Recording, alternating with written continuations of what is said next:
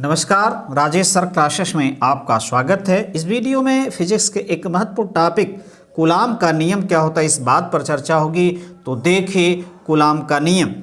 दो समान प्रकार के आवेश परस्पर एक दूसरे को प्रतिकर्षित करते हैं, जबकि विपरीत प्रकार के आवेश एक दूसरे को आकर्षित करते हैं। हम जानते हैं दो समान प्रकार के आवेश परस्पर एक दूसरे को क्या करते हैं, प्रतिकर्षित करते हैं, जबकि विपरीत प्रकार के आवेश एक दूसरे को आकर्षित करते हैं, अट्रैक्ट करते हैं।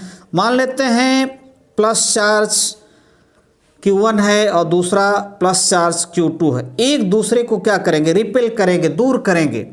जबकि इसी प्रकार यदि माइनस है और तो ये क्या करेंगे, दोनों एक दूसरे को प्रतिकर्षित करेंगे, दूर ढकेलेंगे। और यदि विपरीत प्रकार के आवेश है, जैसे ये प्लस है ये माइनस है, तो एक दूसरे को अट्रैक्ट करेंगे, एक दूसरे को क्या करेंगे, आकर्षित करते हैं। इससे अज्ञात होता है कि दो आवेशों के बीच एक बल कार्य करता है। इससे हम यह ज्ञात होता है कि दो आवेशों के बीच क्या है, एक बल कार्य करता है, जिसे हम वैद्युत बल कहते हैं। फ्रांसीसी वैज्ञानिक कूलाम ने इस बल के संबंध में एक नियम दिया, जिसे कूलाम का नियम कहते हैं।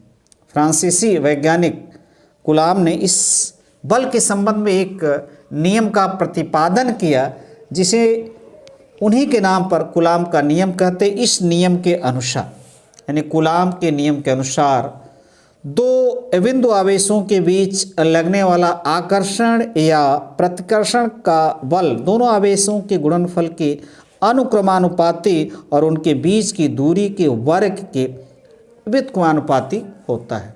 दो बिंदु आवेश, यदि दो बिंदु आवेश हैं, उनके बीच लगने वाला आकर्षण या प्रतिकर्षण का बल दोनों आवेशों के गुणनफल के अनुक्रमानुपाती और उनके बीच की दूरी के अनुक्रमानुपाती, अर्थात यदि आवेश की मात्रा बढ़ती जाती है तो आकर्षण या प्रतिकर्षण बल का मान भी बढ़ता जाएगा, और उनके बीच की दूरी के वर्ग के व्युत्क्रमानुपाती, यदि दूरी बढ़ती जाएगी तो ये आकर्षण अथवा प्रतिकर्षण का बल क्या होगा, कम होगा।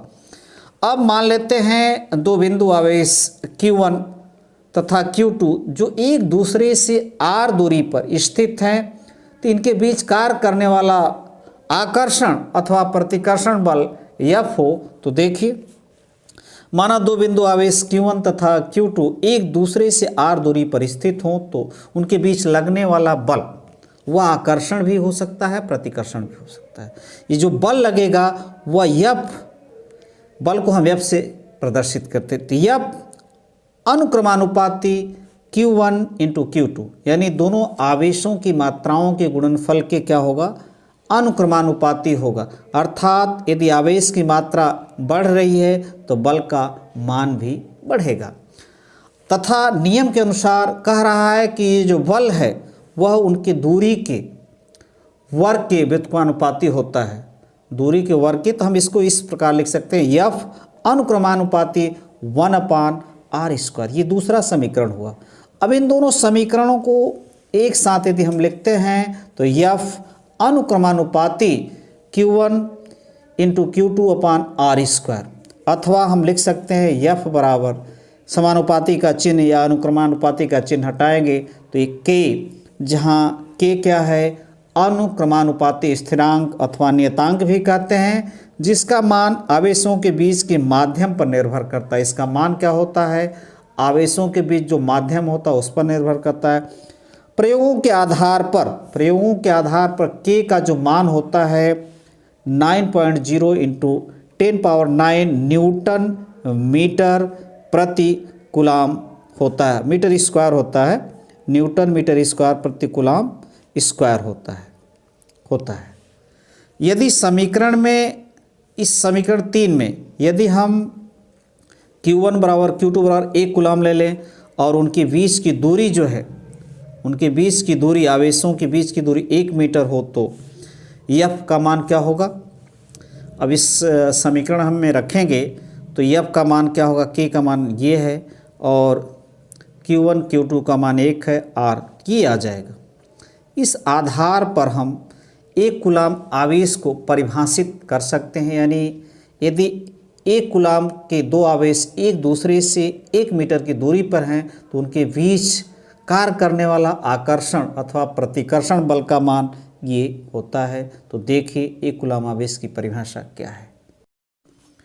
एक कूलाम वह आवेश है जो अपने से 1 मीटर की दूरी पर निर्वात अथवा वायु में रखे एक कूलाम के अन्य आवेश को 9.0 इंटू 10⁹ न्यूटन से आकर्षित अथवा प्रतिकर्षित करता है। यानी एक कूलाम वह आवेश होता है जो अपने से 1 मीटर की दूरी पर रखे अन्य आवेश जिसकी मात्रा भी 1 कूलाम है, निर्वात हो अथवा वायु हो, तो उनके बीच जो बल कार्य करता है आकर्षण अथवा प्रतिकर्षण बल का मान वह ये इतना न्यूटन होता है। ये बहुत अधिक है। तो हम देख रहे हैं एक कूलाम आवेश की परिभाषा। अब देखिए यदि बिंदु आवेश निर्वात अथवा वायु में स्थित हो तब सुविधा के लिए यदि जो बिंदु आवेश है दोनों वह निर्वात में है अथवा वायु में है तो सुविधा के लिए हम k बराबर k की जगह क्या लिखते हैं 1/4πε0। यानी हम समीकरण 3 को इस प्रकार लिख सकते हैं 1/4πε0 इंटू Q1 Q2 अपान r², जहाँ 1/4πε0 9.0 इंटू 10⁹ न्यूटन मीटर स्क्वायर प्रति कूलाम स्क्वायर।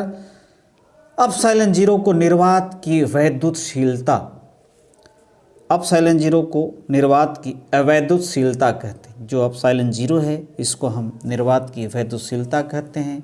इसका जो मान होता है प्रयोगों के आधार पर 8.85 इंटू 10⁻⁻12 कूलाम प्रति न्यूटन मीटर स्क्वायर। नमस्कार।